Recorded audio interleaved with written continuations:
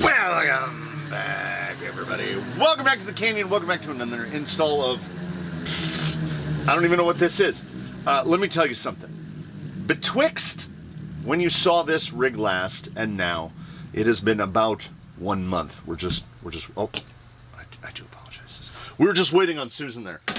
Between then and now, it has been about a month since we did the quick view of this, the Rhino Hue1, and in that intervening period, I've driven it maybe 3 times.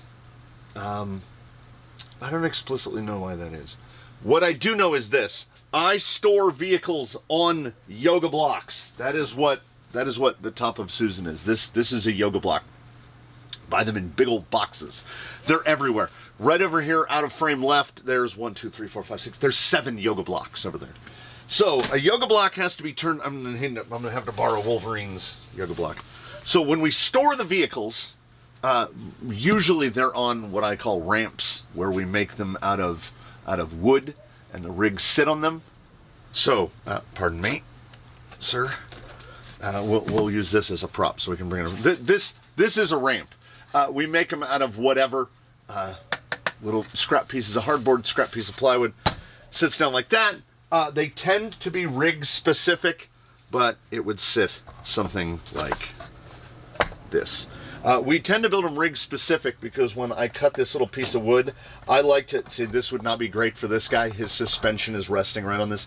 This is actually Eddie's ramp that he lives on.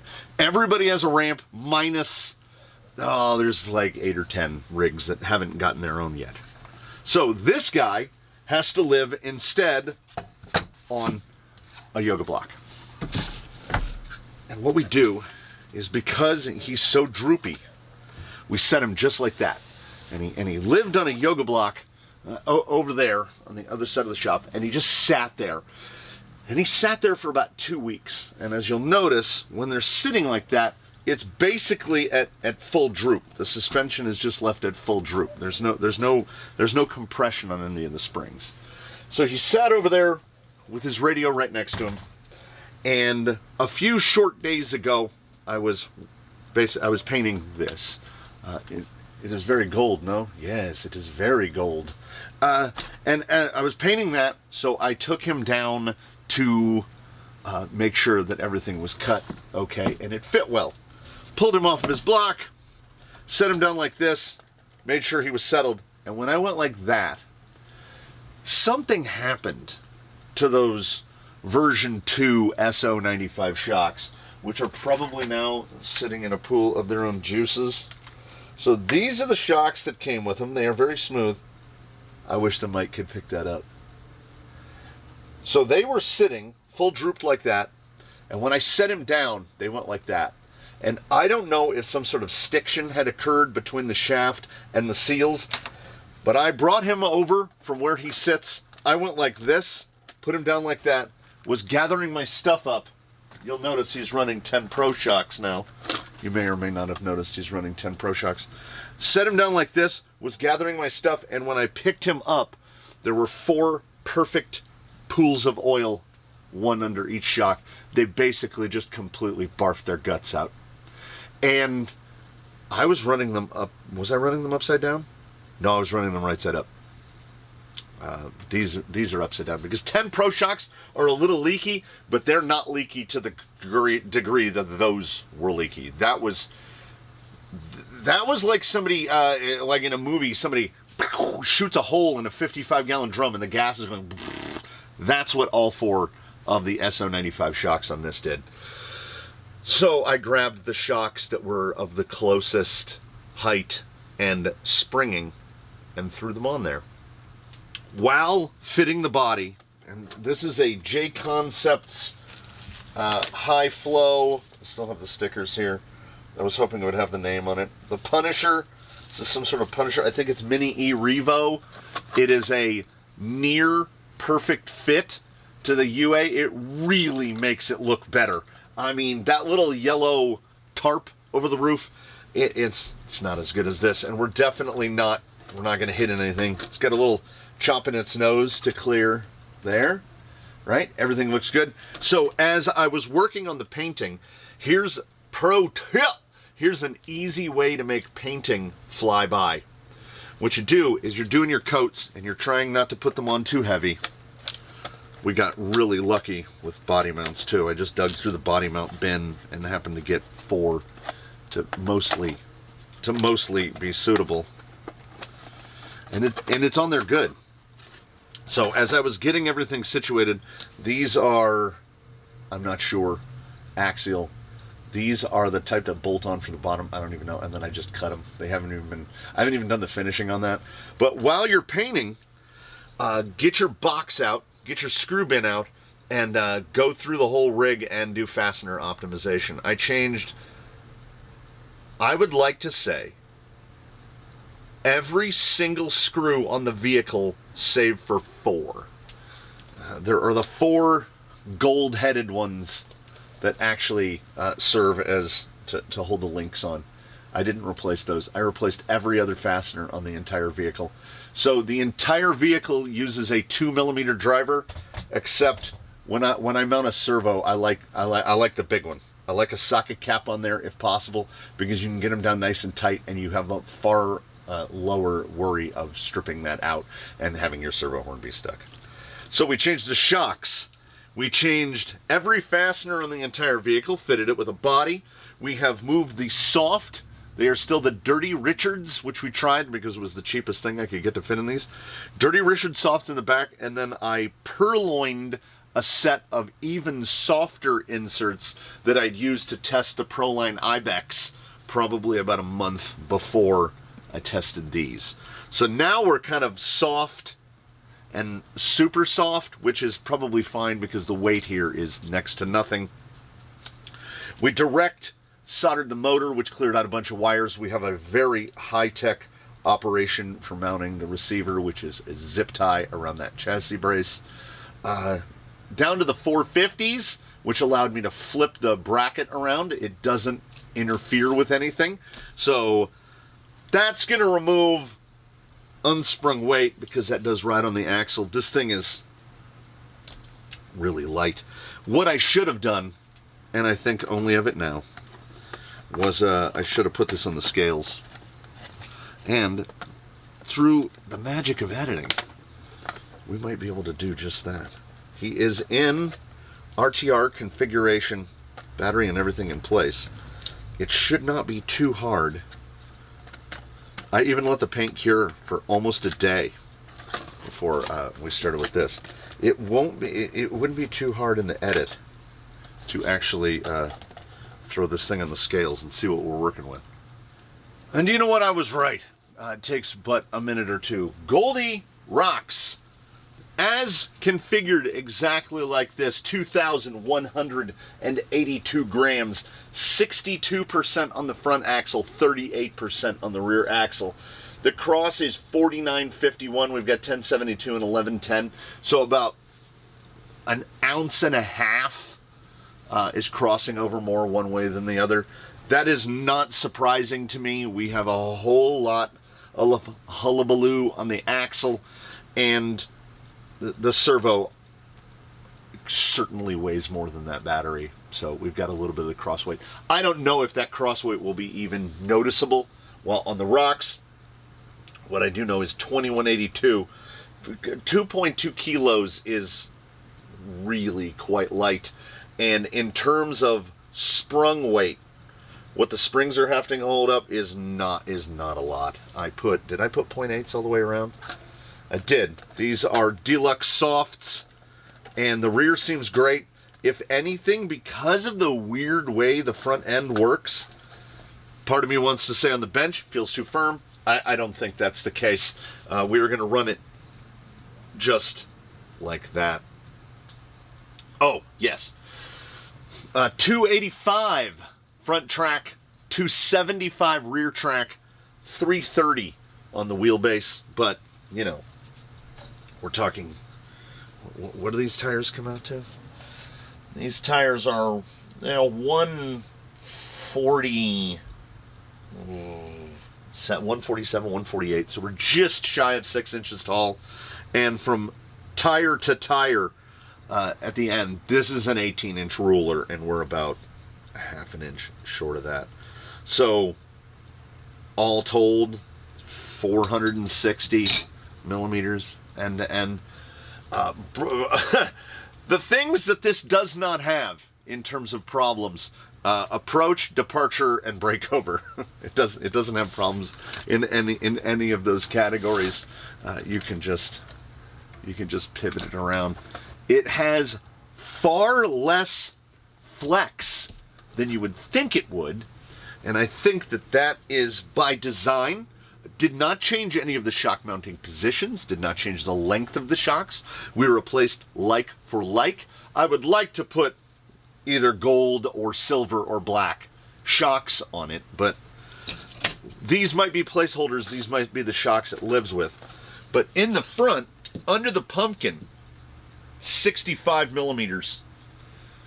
In the rear, under the pumpkin, 70 millimeters. And at the highest point, up here under the Wasp, almost 125. We'll call it an even 120. The lowest part of the chassis, the very front of this very angled skid, is 80 millimeters off the ground. So the ground clearances on this thing are absurd. I think I did this before. If this was a little narrower, we could... It's that's where these things live. These things live in a town called Breakover. So I don't know what this is, other than we did a little bit of a tinker to it. This thing is very anti-canyon. That's how I would classify it. What need be done? It doesn't come with wheels and tires, so you're going to have to source that. The body, for me, the body makes it. It really does, because it looks, and as of this recording, there's a third. This is the UA1 V2. There's a UA1 V3 out already. They need to stop tinkering with chassis and figure out how to make their shocks work correctly. The V1s were rebuilt and reset, and they are in service. I'm going to have to do the same to the V2s and figure out what's going on in those seal packs that stiction happened like that. I don't want to have to replace the shocks on this, but you know, I absolutely will. And I'm definitely going to. You know what? I think actually the flex just doesn't look that big because the tires are so tall. Yeah, it's about 5 inches. 125 to 130 millimeters of flex at each corner. This is just kind of a revisit. This is a revisit to the quick view to see what we're working with. This is definitely in its own category. Sporties are not like other things. There's zero scale at play here. But if it lives up to what it did before, and in the changes I made, if I didn't mess it up, it can do some stupid stuff. In the spirit of non-due diligence, I still have no idea what the final drive ratio is on this, and it's probably pretty decent, but 3S, 1900 kV, it's a rocket. It is 1223 gears in the portals, and even if it's the bizarre 829s in the axles, all this is telling me is that little hunchback gearbox is what they call a portal box, which means it has next to no gear reduction.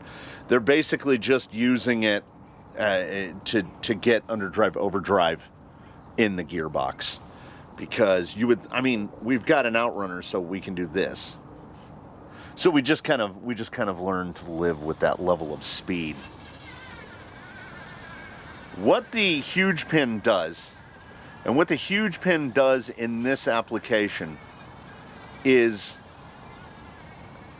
an absolutely absurd amount of forward drive. And I could digitally tune a little bit of this peppiness out. Oh my God, the amount of grip and then the amount of breakover Remember when I said stupid things? Oh my goodness. Like, if there's a hesitation, it hesitates for a fraction of a second and then it goes.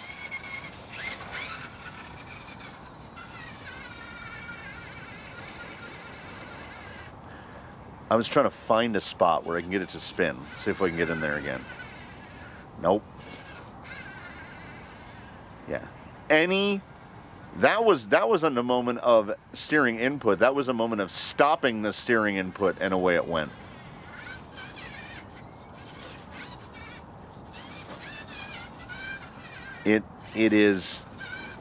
It's so snappy. Like, it feels like a drivetrain with no resistance in it. I think I need to dial in a little bit. So we just used the Expo curve on the radio link to dial this in a little. Oh yeah, there we go. Yeah. Oh yeah. This is the beauty of the curve. Not the trouble with the curve. This is the beauty of the curve. I just basically dial in. I get it on basically a smooth curve. I want to say stock. It goes 17, 33, 50. So I go 8, 20, 35, and then just adjust the other ones just to make it a smoother curve. We're just taking that crispy edge off the curve. Yeah, and I can tip in a lot easier now.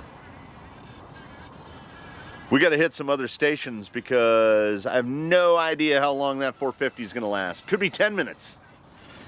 I'm trying to think of another instance where, when considering, I mean, this was a kit, obviously, not an RTR, but if we view it from the lens of kits and RTRs, what is another example where the biggest failing of the entire contraption is the shocks?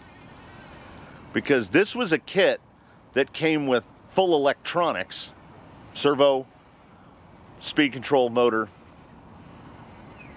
and I would not replace any of that stuff, but I would have to recommend replacing the shocks. Much as it pains me because the shocks are beautifully made and they look nice and they work well, but one of the primary functions of a shock is hold your oil inside you, and the 095 V2s apparently do not. That's the stuff that can't be handled in a quick view because the thing has to sit on its yoga block for about 2 weeks in order for the shocks to weld themselves into that position and then barf their guts out, I guess. Yeah, that's driving, man.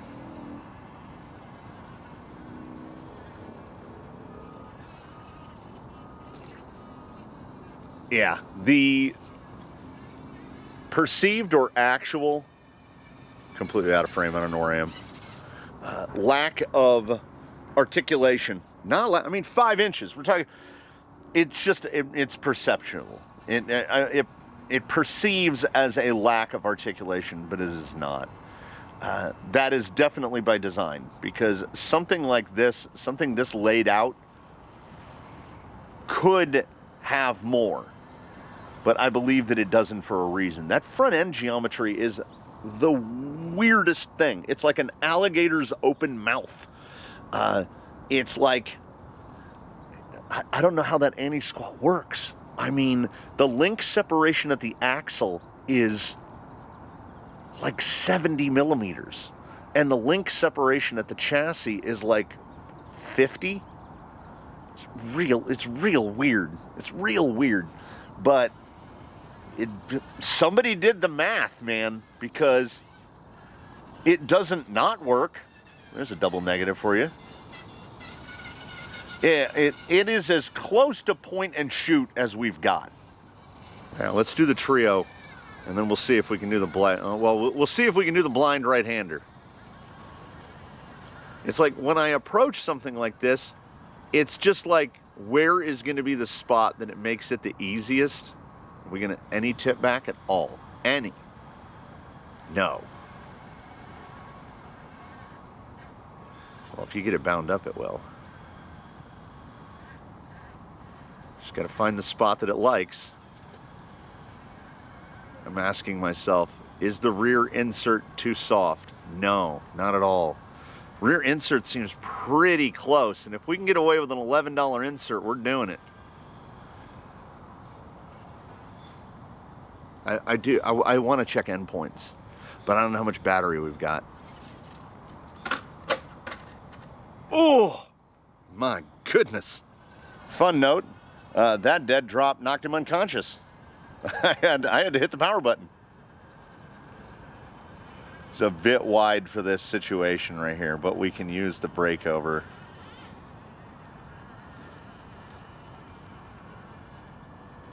You got to find more difficult stuff. Whatever stuff you're used to being difficult, you have to find more difficult.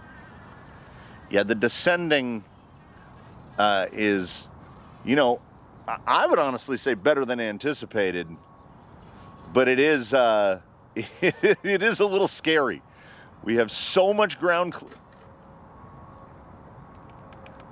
Something about when he lands upside down just gets completely knocked unconscious. Am I willing to consider that it might be partially due to my fantastical zip tie wiring? No, has nothing to do with me at all. Yeah, the electronic situation is certainly not finalized. We're having an issue here. Get up, get up, get up. There it goes. The front end is so weird. Okay, the blind climb. Need to get closer fence side. Use that edge. And there it is. Oh, there it nearly is. Settle down, settle. There you go. I don't know if this one is just really good at it or if I'm getting better at the blind climb. We're gonna cut inside more. I'm gonna come right down more here because I don't want to knock him unconscious again. I'm also going to try, don't go to full stop. Don't go full stop. No, he actually descends quite well. He's just a real candidate for cruise control descending because ladies and gentlemen, I'm trying to keep that finger tension just right on the descent.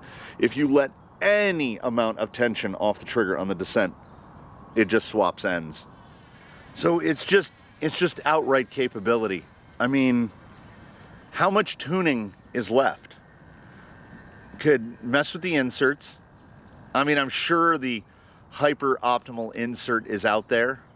Got in too deep right there. Yeah, sure. Let's correct it midway up the obstacle. Why not? Same for the shock.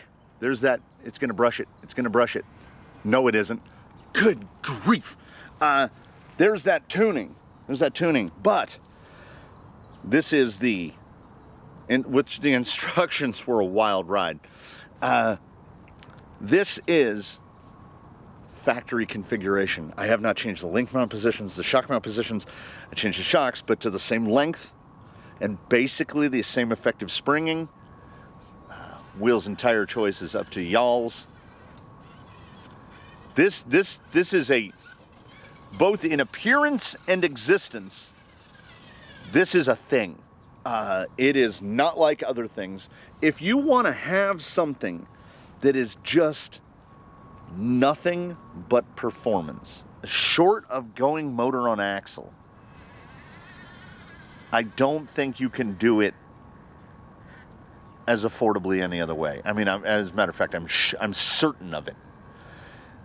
I don't remember if I went over it or not in the quick view. I heard it. Dee-doop. Oh. Okay. I have something. Last time I had this, it was the plug into the receiver wasn't tight enough. Whenever you have an upside down receiver, this is a risk. But continuing the thought, even going the route that I've gone, there's $20 in foams, $80 in tires. That's $100.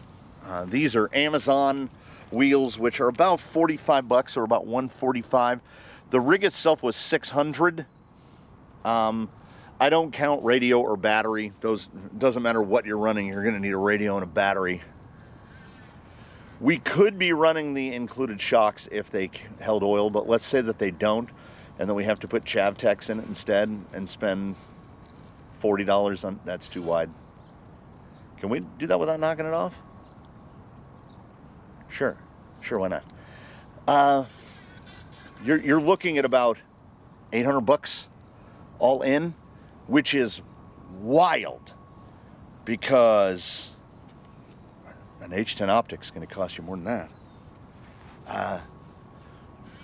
If it's value per dollar, my goodness. And you have cheaper options than 80 bucks a tire. Oh, are we all not sitting and waiting for Injora to make a 5+ inch tall S4 or S5 pin, a class 3 S5 XHX pin or comp pin?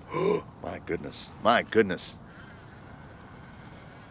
don't feel like getting up, so I'm just gonna. And we've already got, runtime has got to be in the close to 15 minutes so far. I would have made it that time.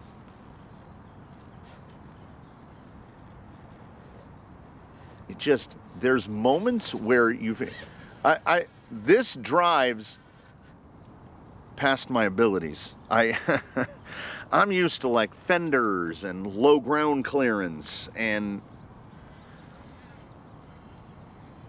this thing on these tires,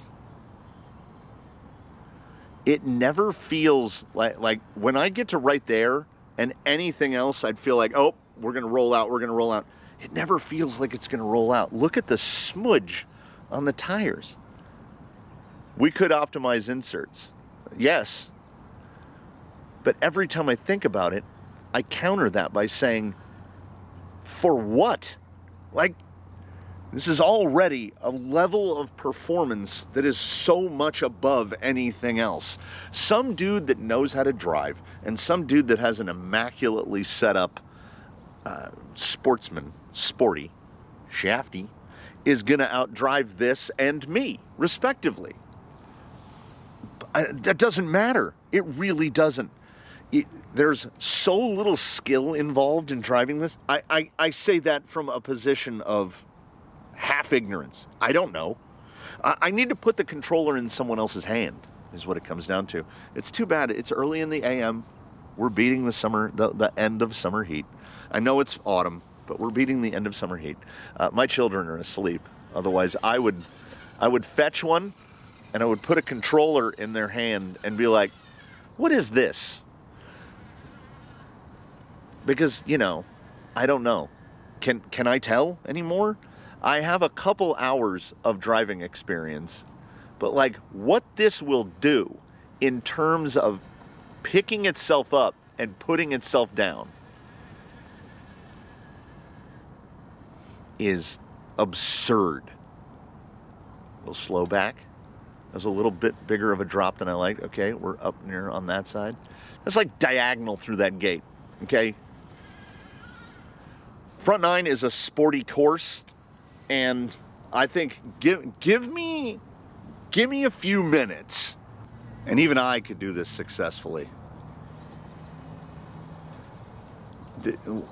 Where I like to go with this thing is pick the worst line I can find and see if I can hold that terrible line. What this thing does in reverse with 6238 is significant, but I still contend that it's the split. It's the tremendous amount of unsprung and nearly no sprung that makes this thing do what it does. And you can lift a corner with that quote unquote low flex and just hold it in the sky. Let's see if we can do this without a reset.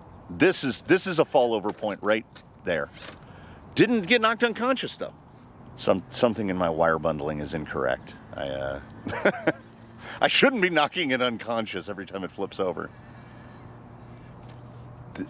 This is... I am always in two minds. But perhaps never more so than right now, because on the one hand, I feel like everybody needs something like this. Everybody needs something of just ridiculous maximized capacity. And then the other part of me goes, nobody needs this. It is so specific. I'm trying to figure out what my line would be. Cut back here. Nope, that's still a hit. Whoever laid this course out, they did a pretty good job.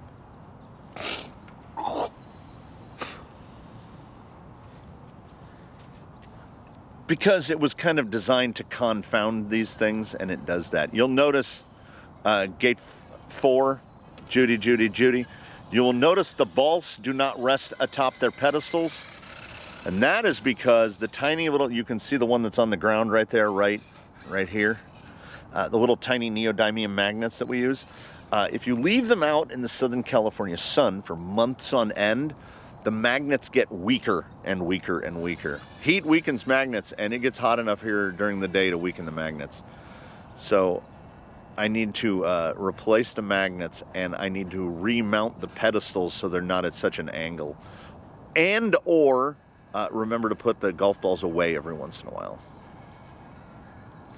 So this gate is actually narrower than it would be, and that's just absolutely no problem. That is, 4 and 5 are tough. For me, they're not the toughest. That goes to 6, 8, and 9 here on the front 9. This thing has absolutely no problem. And you know what I've been doing? I've been carrying this rig. You thought I forgot, didn't you? I've been carrying this rig from obstacle to obstacle, and that is not necessary. We are getting... Get it. There you go. Ooh. Oh, it almost got to me. If you get one, you got to go back and get the other. I guess I didn't need to.